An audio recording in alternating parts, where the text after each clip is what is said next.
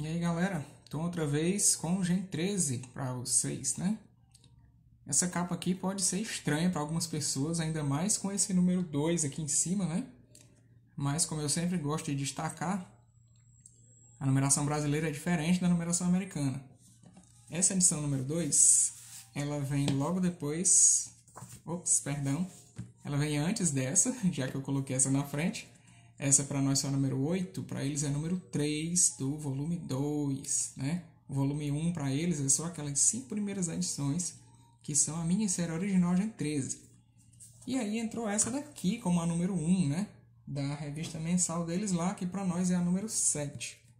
Existe também uma outra revista Gen 13, que é a Bootleg, né? Que é uma segunda revista do Gen 13 lá. Assim como Homem-Aranha, Superman, Batman, eles não têm uma só revista, né? Também o Gen 13 teve duas. Uma que corria as histórias principais e a Bootleg com umas histórias especiais e tal. Desconfio que a Bootleg é melhor até do que essa daqui. Mas, enfim, vamos lá seguindo, né? Essa daqui sempre aparecendo. Apareceu na história lá do número 6, apareceu num vídeo próprio, que foi o último, e agora nesse aqui.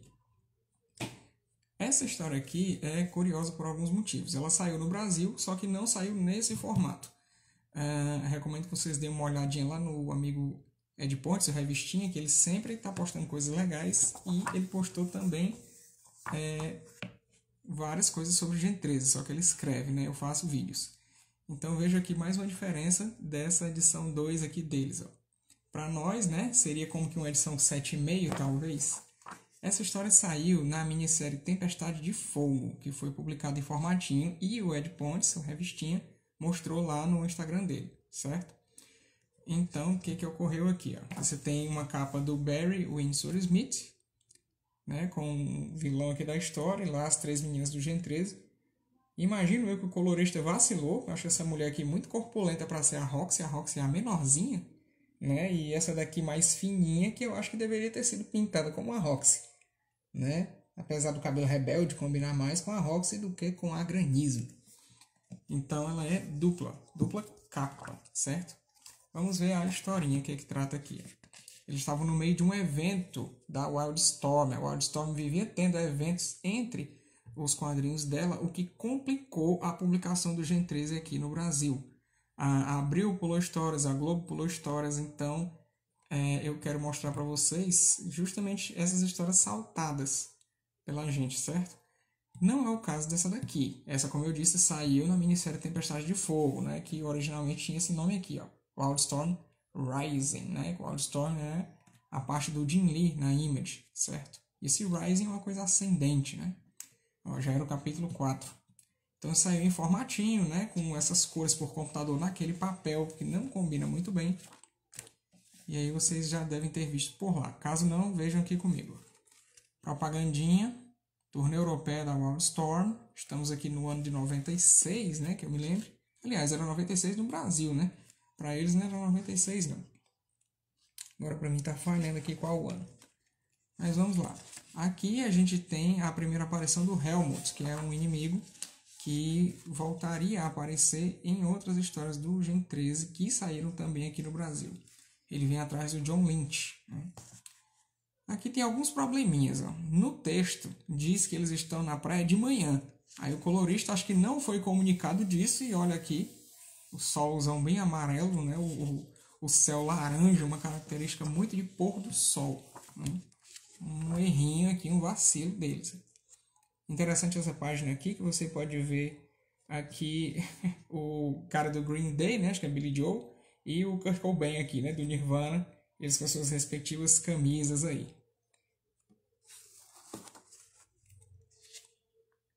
Aqui, né, o Bob e o Grunge curtindo. Tá aqui o vilão aqui da história, né? Esse cara aqui que eu tô esquecido o nome dele. Deixa eu ver se eu consigo ver aqui. É o Defile. Tá aqui ele. Lord Defile. Ele aqui faz contato com o Transe, que apareceu na edição 7 do Gen 13, né? Nessa daqui, a número 1 para eles lá, que era o cara que estava cantando a Roxy lá na discoteca, né? Nesse momento aqui, se vocês lembram, ela estava conversando com ele, né? E aí ele faz uma espécie de trato aqui com esse cara e tal.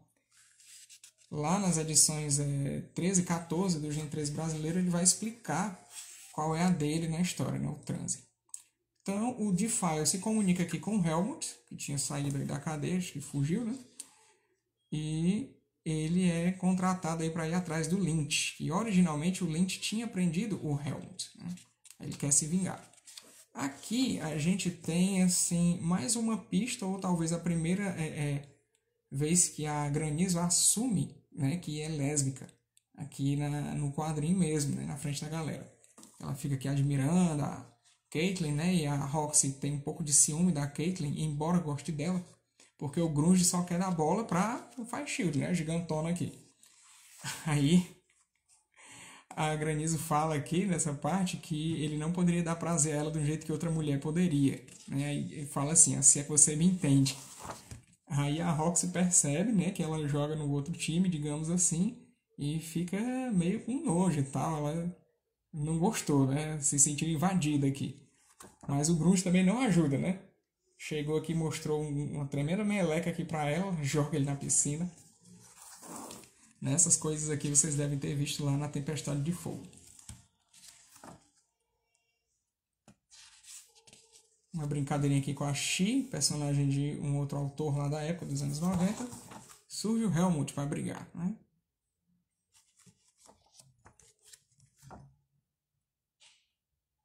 Aqui o poder da Roxy, né? Ela tem poder sobre a gravidade, né? Ela derruba o Helmut.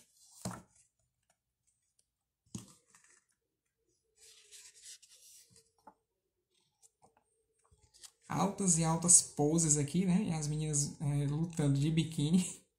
Macharal adoro. E algumas meninas também, com certeza, né? Mas nessa daqui o que a gente tem mesmo é menina de biquíni, né? Brigando aqui. Não é a primeira vez que isso acontece. Ou se for a primeira vez, ainda vai ter mais. Quando eu mostrar para vocês outros números, vocês vão ver. Aqui carecia um pouco mais do Scott Campbell estudar um desenho de água, né, na época. Hoje ele já deve estar bem melhor nisso. Essa daqui eu considero uma edição bastante divertida e lamento que ela não tenha sido publicada pela Globo, certo? Embora faça parte do evento, né, da Tempestade de Fogo, para mim era só cortar. Cortasse ali 2 páginas ou cortasse alguns quadrinhos, você não ia nem perceber que isso aqui é parte, entre muitas aspas, de outro evento. Porque a única ligação que isso aqui tem com o resto do evento da Tempestade de Fogo é o fato do Helmut ter sido enviado pelo Defile, né? E o Transe tá lá no meio, que é já o inimigo do Gen 13, né? Não faz nenhuma diferença quando você lê a Tempestade de Fogo, esse momento aqui. Eu não tenho ela hoje em dia, mas eu li muitos anos atrás. Então, para mim, essa aqui é que deveria ter sido a nossa edição número 8, né? E não esta edição aqui. Se essa tivesse sido a edição 8, a gente não teria tido aquela horrorosa edição 15 do Gen 13 da Globo para terminar, né? Com uma história extra desenhada lá pelo Humberto Ramos, que na época era bem ruinzinho. E é uma história que não encaixa em nada, né? Ela é só uma história extra. Então essa daqui teria ficado bem melhor no lugar, certo? Então beleza, da próxima vez eu vou entrar na próxima historinha deles, que é a história estilo Indiana Jones, que o Scott Campbell fez, que é essa daqui, né? Então é isso, gente. Espero que vocês tenham curtido. Dá uma olhada em mais alguns desenhos legais do Gen 13 para conhecer um pouquinho mais deles. Então vai ficando por aqui. Até a próxima.